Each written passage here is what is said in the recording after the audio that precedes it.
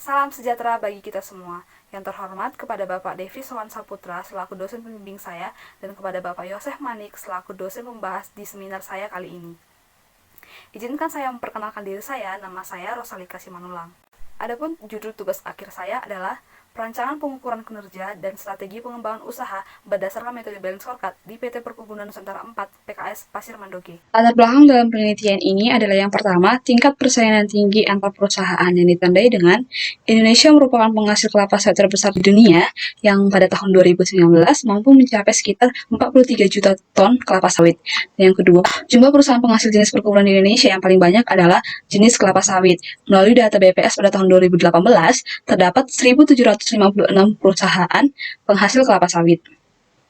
Dengan tingkat persaingan tinggi ini, maka menurut Fitzgerald, perusahaan perlu untuk membangun kinerja dengan strategi yang tepat. Tahap awal yang dapat digunakan adalah dengan melakukan pengukuran kinerja.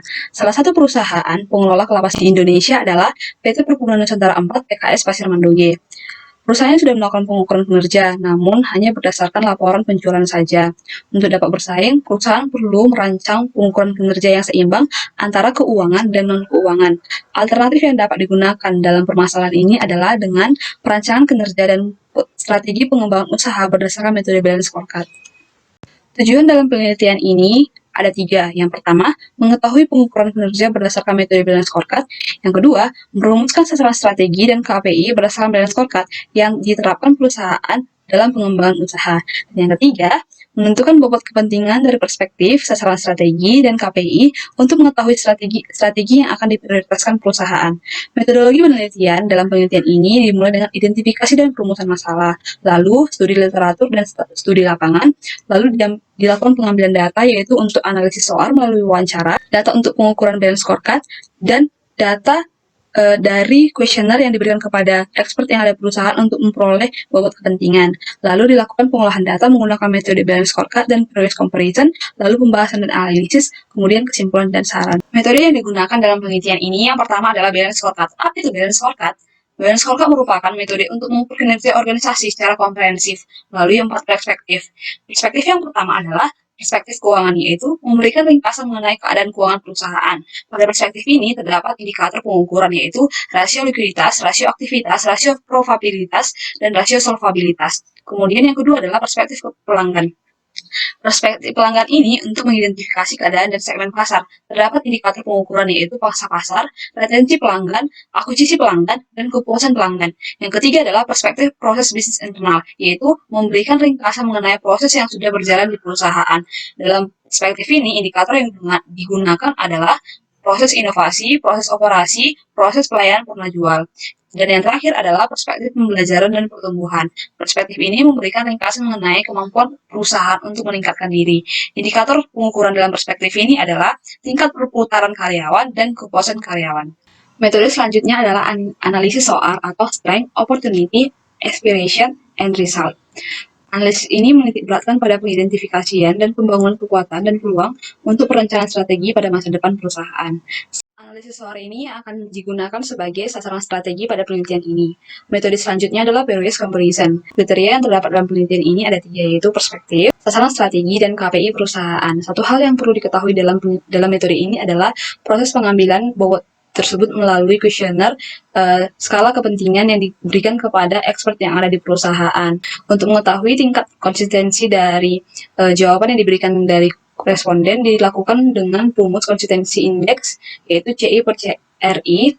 Jika CR menghasilkan lebih kecil sama dengan 0,1, artinya jawaban yang diberikan responden adalah konsisten. Data yang terdapat dalam penelitian ini terdapat 2 jenis, yaitu data primer dan data sekunder.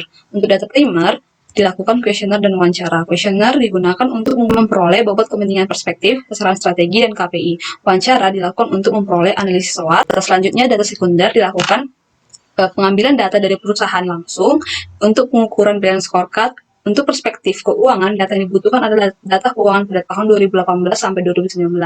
Untuk perspektif pelanggan, data pelanggan pada tahun 2018 sampai 2019, perspektif proses bisnis internal, data produk dan waktu pengolahan, perspektif pertumbuhan dan pembelajaran, data karyawan pada tahun 2018 hingga 2019. Visi misi mencakup yaitu proses bisnis dan profil perusahaan. Setelah dilakukan pengumpulan data, maka tahap selanjutnya adalah melakukan pengolahan data. Pengolahan data yang pertama dilakukan adalah dengan pengukuran kinerja. Berikut merupakan hasil pengukuran kinerja. Sedangkan untuk analisis pengukurannya, untuk perspektif keuangan, rasio lancar ataupun rasio yang berguna untuk mengetahui kesanggupan dalam membayar ataupun melunasi kewajiban perusahaan. Terjadi peningkatan rasio lancar PKS Pasir Mandoge sebesar 29,86%. Artinya, rasio lancar perusahaan kurang baik karena peningkatan ini akibat dari hutang yang drastis naik. Perlu diketahui bahwa manajemen antara pabrik pengolahan dan perkebunan adalah sama. Namun, pada tahun 2019 awal, manajemen perusahaan mereka berpisah, sehingga hal ini yang menyebabkan peningkatan hutang dari pabrik pengolahan yang drastis naik. Untuk rasio cepat, rasio ini berguna untuk mengetahui kesanggupan dalam membayar ataupun melunasi kewajiban jangka pendek tanpa melihat persediaan. Dari hasil pengukuran yang dilakukan, terjadi penurunan rasio cepat, yaitu sebesar 5.571%. Artinya, kinerja rasio cepat perusahaan buruk karena terjadi peningkatan akibat hutang yang drastis naik. Untuk indikator total aset turnover yang berguna sebagai alat ukur menghitung nilai penjualan perusahaan dibandingkan dengan total aktiva atau aset, perusahaan mengalami peningkatan sebesar 43% yang artinya sudah baik. Untuk indikator inventory turnover yang berguna sebagai alat ukur keefektifan perusahaan dalam mengatur persediaan, terjadi peningkatan juga, yaitu sebesar 628%. Artinya perusahaan untuk indikator inventory turnover sudah baik. Kemudian untuk indikator debt to asset atau yang berguna sebagai alat ukur keseluruhan utang terhadap aset perusahaan, terjadi peningkatan sebesar 18% yang dapat dikatakan baik. Untuk perspektif karyawan, untuk retensi pelanggan yang berguna untuk mengukur banyaknya pelanggan yang bertahan, tidak terjadi perubahan atau konstan. Untuk akuisisi pelanggan yang berguna untuk mengukur kemampuan mendapat pelanggan baru, terjadi peningkatan sebesar 13%, yang artinya adalah baik. Untuk pangsa pasar yang berguna untuk mengukur besarnya penjualan, terjadi peningkatan 10% yang artinya adalah baik. Untuk indikator kepuasan pelanggan yang berguna untuk mengetahui tingkat kepuasan dari pelanggan, diketahui dari keluhan-keluhan yang diberikan pelanggan kepada perusahaan. Namun hingga pada saat ini tidak terdapat keluhan oleh pelanggan yang diberikan kepada perusahaan, sehingga dapat dikatakan kepuasan pelanggan adalah baik. Untuk perspektif proses bisnis internal, yang pertama adalah proses inovasi yang berguna untuk mengetahui proses perubahan untuk efisiensi dan efektivitas dalam proses produksi dan pengembangan produk. Tidak terjadi inovasi produk. Untuk proses operasi yang bertujuan untuk mencapai efektivitas dan efisiensi yang ingin dicapai dalam proses produksi dapat diketahui melalui perhitungan MCE. Perhitungan ini menghasilkan 0,8 atau mendekati 0 yang artinya adalah baik. Untuk perspektif pertumbuhan dan pembelajaran, yaitu perputaran karyawan, yang berguna untuk mengetahui tingkat perputaran karyawan, mengalami penurunan sebesar 7,07% yang dapat dikatakan baik. Hal ini diakibatkan pada tahun 2019 terjadi penurunan angka pensiun di perusahaan tersebut. Untuk kepuasan karyawan, yang berguna mengetahui tingkat kepuasan karyawan, ini diperoleh melalui data karyawan yang dari tingkat lama bekerja mereka. Dan yang paling banyak adalah karyawan yang bekerja sekitar 20-30 tahun yang dapat dikatakan mereka sudah merasa puas bekerja di perusahaan tersebut. Analisis SOA diperoleh dari wawancara dan brainstorming dari penelitian terdahulu. Untuk strength, terdapat 9 strength, yaitu mendapat modal dari pemerintah karena merupakan anak perusahaan BUMN, memiliki lahan perkebunan luas yang dimiliki sendiri, dan selanjutnya. Untuk opportunities, terdapat 5 opportunities atau 5 peluang dalam penelitian ini, yaitu perkembangan daya serap atau permintaan pasar terhadap produk kelapa sawit, yang kedua ketersediaan sumber pendapatan, dan seterusnya. Untuk aspiration, terdapat 7 aspirasi yang diinginkan anggota perusahaan dalam pencapaian visi dan misi, yaitu mampu menghasilkan jumlah produksi yang lebih tinggi, dan selanjutnya. Analisis selanjutnya adalah analisis result. Analisis ini diperoleh dari penerjemahan tujuan dari ketiga analisis sebelumnya, yaitu terdapat 10 result dari analisis SOAR ini. Analisis tersebut yang akan disesuaikan untuk menjadi sasaran strategi pada penelitian ini. Sasaran strategi merupakan berdasarkan 4 perspektif yang ada di balance scorecard, yaitu keuangan, pelanggan, proses bisnis internal, pembelajaran, dan pertumbuhan. Untuk keuangan, strategi yang didapat adalah meningkatkan pendapatan dan meningkatkan jumlah aset. Untuk pelanggan, yaitu meningkatkan kepuasan, meningkatkan jumlah, dan persepsi pasar. Untuk proses bisnis internal, yaitu meningkatkan pilihan yang ditawarkan, efisiensi proses produksi, dan meningkatkan layanan informasi. Sedangkan untuk pembelajaran dan pertumbuhan, yaitu meningkatkan skill karyawan untuk menghasilkan produk yang lebih berkualitas dan meningkatkan kesejahteraan karyawan. Kemudian dari sasaran strategi ini dilakukan hubungan sebab akibat antara sasaran strategi yang satu dengan yang lainnya diperoleh map strategi atau peta strategi berdasarkan balance scorecard.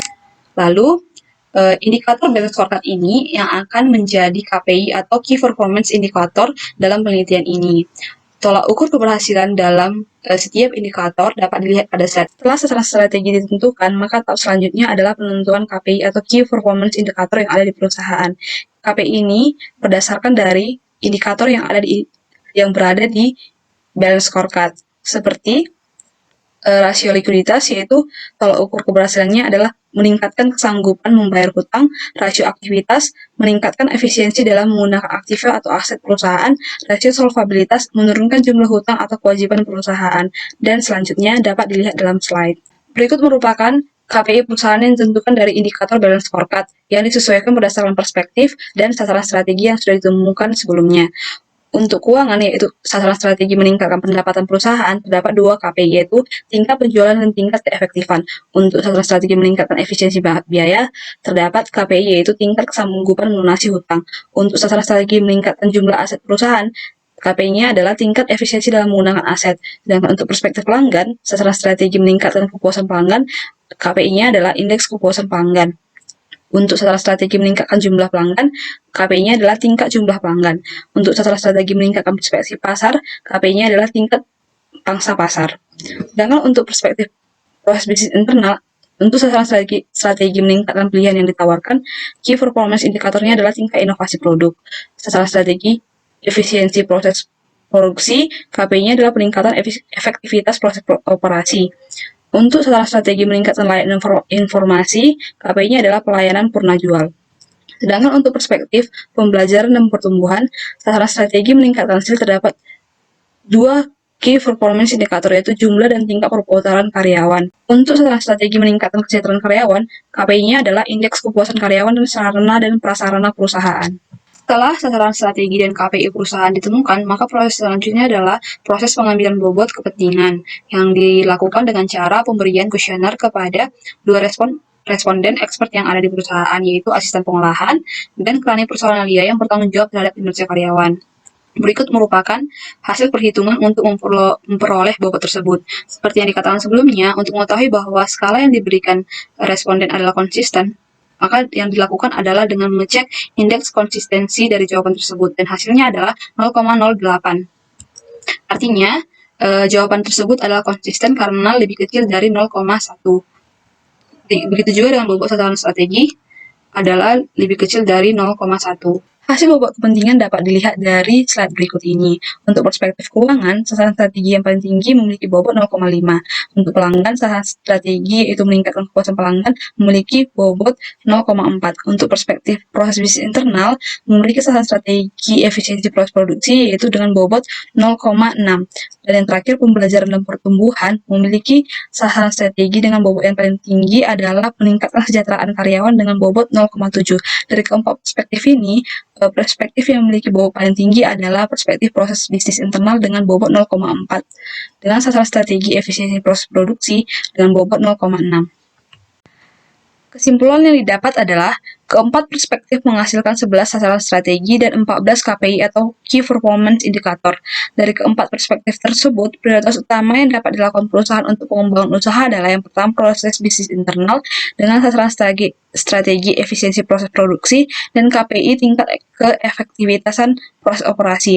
Yang kedua adalah keuangan dengan sasaran strategi meningkatkan pendapatan melalui penjualan dan KPI peningkatan nilai penjualan.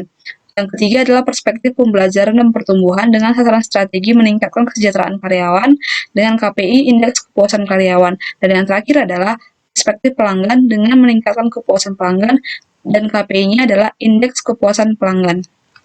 Dengan meningkatkan proses bisnis internal, maka dapat mengurangi proses produksi dan menambah kapasitas yang dapat diproduksi, sehingga kantor pusat akan memberikan beban produksi yang lebih yang dapat meningkatkan penjualan PKS Pasir Mandoge.